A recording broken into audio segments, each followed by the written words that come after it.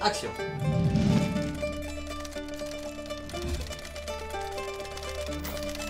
Je suis Pierre-Olivier Antoine et je suis paléontologue. Ça se soigne très difficilement.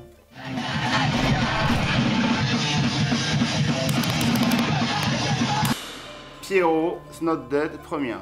Je suis spécialiste des grands mammifères fossiles, et en particulier des rhinocéros. Et puis j'ai eu la chance incroyable aussi d'aller participer à des expéditions au Pakistan, au Balouchistan même, pour découvrir le balouchithère. C'est le plus grand mammifère terrestre qui ait jamais vécu.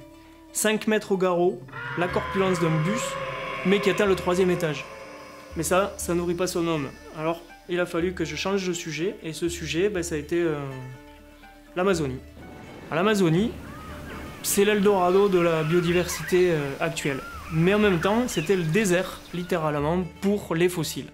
Et donc depuis 15 ans, on organise des expéditions en Amazonie, et on y a trouvé énormément de nouvelles choses. On a trouvé les plus anciens insectes fossiles d'Amazonie, et les seuls à ce jour. On a trouvé des dinosaures, on a trouvé plein de choses.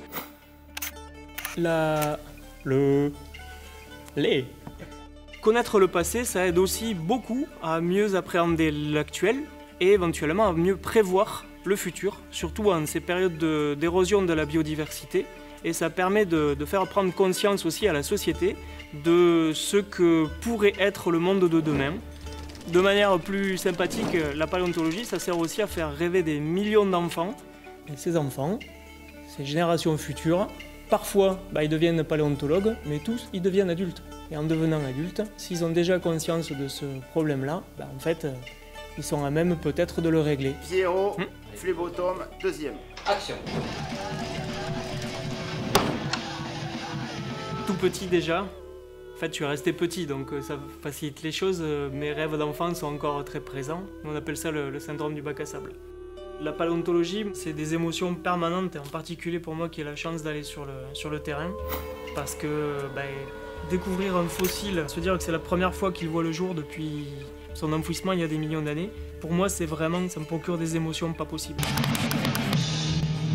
Il me semble qu'on a, en tant que paléontologue, un rôle majeur à jouer, militer littéralement pour présenter la réalité et le bien fondé de l'évolution, surtout en cette période-là de remontée des obscurantismes et de négation de cette évidence scientifique. C'est vraiment très important. Clap de fin.